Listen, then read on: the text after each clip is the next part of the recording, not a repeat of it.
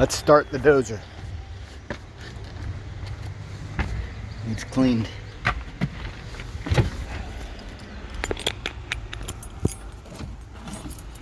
Key,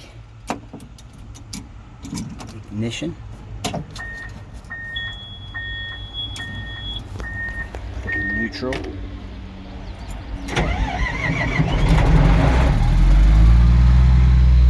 safety belt,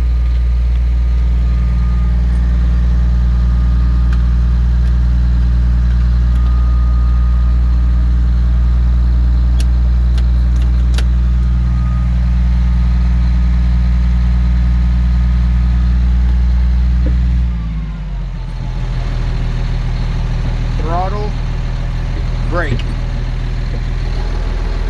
safety levers, forward,